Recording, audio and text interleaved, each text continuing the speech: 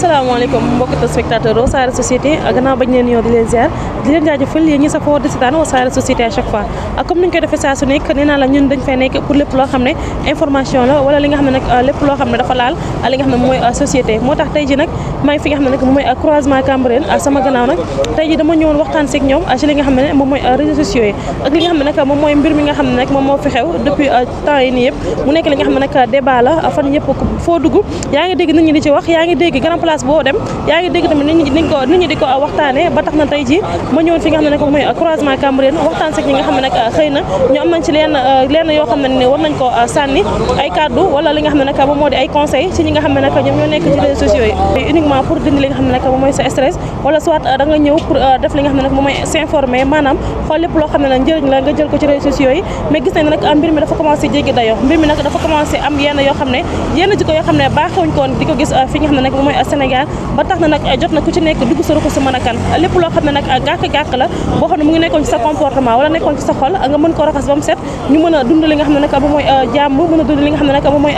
fraternité comme ni ñu ko daan waxee Sénégal réew teranga la kon teranga jooju noonu nag waruñu koo yàq benn yoon ndax li nga xam ne nag moom mooy réseaux sociaux boo xam ne dañ ko jéggaane fële nga xam ne nag moom moo di extérieur ci loolu nag mbokk yi ñu waxtaan ak ñi nga xam ne nag ñoom ñoo fi nekkee ñoom nag ñu wax ñu seen xalaat asalaamaaleykum papa ñu ngi lay nuyu maa ngi lay nuyu Jarbaat maa ngi tudd Adama Cissé d'accord papa gannaaw bañ la nuyoo nag di la remercier ci li nga xam ne nag moom mooy sa disponibilité tey ji nag ñu ñëwoon pour laaj leen par rapport ak li nga xam ne nag moom mooy réseaux sociaux yi maanaam li nga xam ne mooy internet fan yi nag ñu nemmeeku ne dafa am problème bu ci nga xam bi nga xam ne nag moom moo fi commencé am muy manque de respect bi ak li nga xam ne nag moom mooy saagante bay xaste bi nga xam ne nag dafa nekk ci réseaux sociaux yi waaw ñu koy ñaawlu d'abord déjà parce que xam nga saaga ak xaste bi xaw na bëri lool ci réew mi waaw mais loolu nag li koy sabab bi dafa sori dafa di xam nga une jeunesse dañuy fexe ba ma may repère yooyu da koy orienté par rapport ak chemin bi muy jël ak doxalinam ak waxinam ak jaar-jaaram donc nañu fexe ba sunu jeunes yi sunu gouvernants yi ak sunu kilifa yi daal doon ay modèle ci ñoom modèle boobu dina leen permettre déjà ñoom ñu mën a am yenn doxalin yoo xamante ne buñ koy def dañ koy xoolee ci ñooñu ba nga xamante ne vraiment dinañu def ak waxin bu mucc ay boo xamante ne vraiment ñëpp nañ ko nawloo daal dañu fexe ba xamante ne sunu jeunesse bi daal ñu orienté leen vers une bonne formation scientifique sociale ba nga xamante ne franchement c'est des jeunes très réfléchis mu nekk ay jeunesse boo xamante ne déjà qui s'adapte par rapport ak réalité àddina ba nga xamante ne dina am jot ci yeneen yitte yoo xamante ne pas di saagante dina dem vers la recherche vers le meilleur et là loolu day tax vraiment on aura une jeunesse saine une jeunesse boo xamante ne franchement dina am qualité voilà sans cela vraiment c'est day nekk une jeunesse boo xamante ne médiocre et c'est moo tax ngay gis saaga yi ak yenn comportement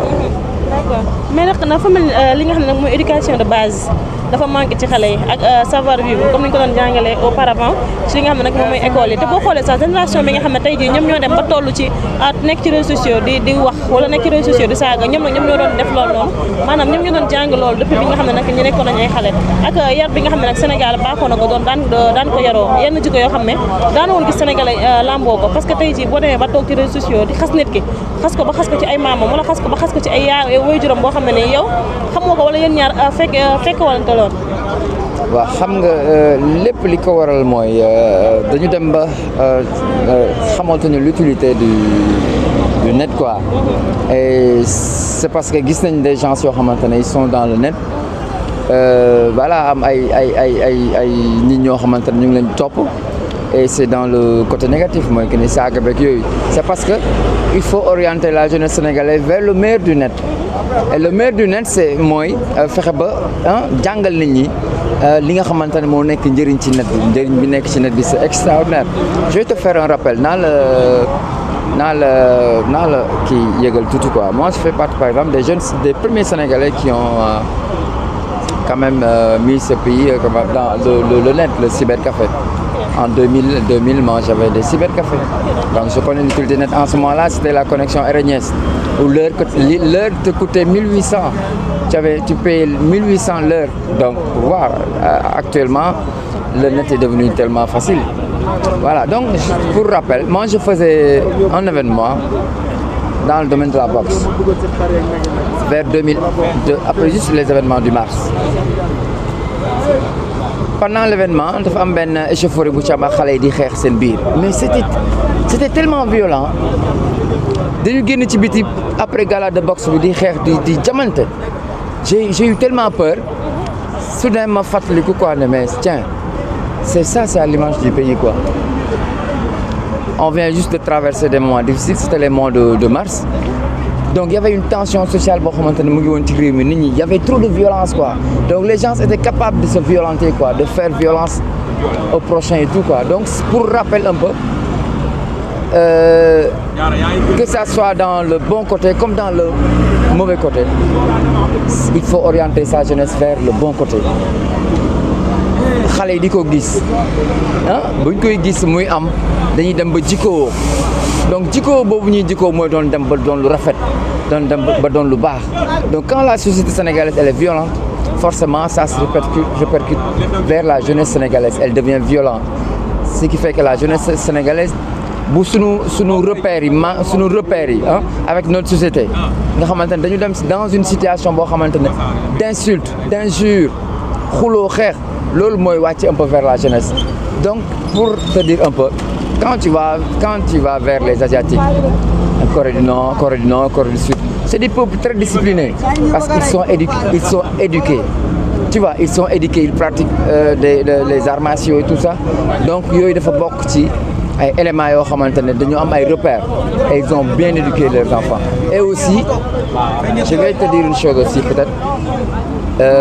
la pauvreté. Gis nga ñàkk loo def, ñàkk loo xam, ñàkk loo am, ñàkk loo mën da lay dugal ci souvent vers la violence parce que tu n'as pas de solution. C'est qu'elle soit financière, qu'elle soit intellectuelle, sociale, tout ça. Donc il faudrait que quand même sur le réunis nos gouvernants,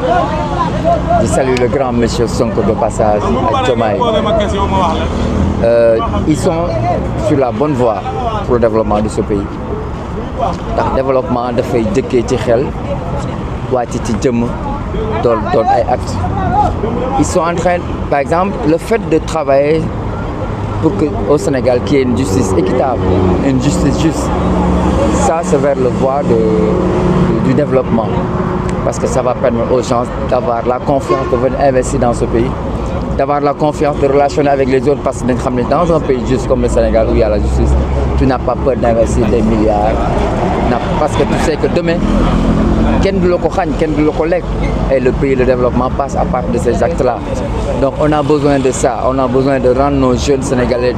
de vrais entrepreneurs, des jeunes qui n'auront pas le temps de rester dans le net juste pour insulter, mais des jeunes qui sont dans le net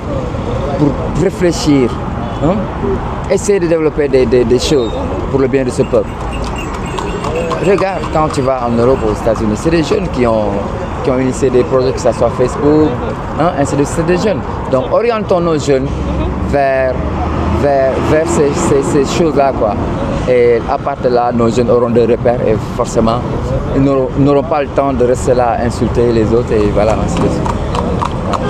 Mais papa, comme tu gis nañ nag affaire dafa commencé dégénérer, est-ce que nag maanaam instant bii nii solution bi nga xam ne nag moom mooy solution immédiate mooy ñu régulariser li nga xam ne nag moom mooy réseaux sociaux yi, maanaam tey ñu am benn limite d'âge boo xam ne nii boo ko amoo droit dugg ci yenn sites yi, wala tey ci am na yenn injures yoo xam ne boo ko defee li nga xam ne nag moom mooy cybercriminalité ñoom nag ñu woo la. xam nga dama lay wax rek, gis nga bu ñu bëggee yëf yi jaar ci yoon, mais qu'il régularise un peu le net et ainsi de suite. Mais tu vois ce qui s'est passé hier à la télé avec Gadaga qui a insulté notre Premier ministre. Et voilà, c'est pas la télé, elle est régularisée, elle est régulée quoi. Donc tu vois, et c'est des actes qui se sont passés dans un grand plateau à la télé. Donc voilà, donc à partir de là, les responsables de cette chaîne-là quand même devaient sortir s'excuser. Et cet acte-là day nekk acte bu fort boo xamante ne day wàcc ci population bi ñu xam ni saaga ak xaste du lu ñu nawloo et à part de là ça devient des éléments yoo xamante ne que la jeunesse sénégalaise va commencer à comprendre voilà c'est des actes comme ça mais moi je crois que nañu bàyyi ñëpp ñu nekk ci yëf yi ku ci nekk am sa possibilité def li ngay def si net bi du question régulariser ko mooy tax yëf yi bañ a am yëf yi mooy nañu fexe vraiment ba yar nit ñi ci vers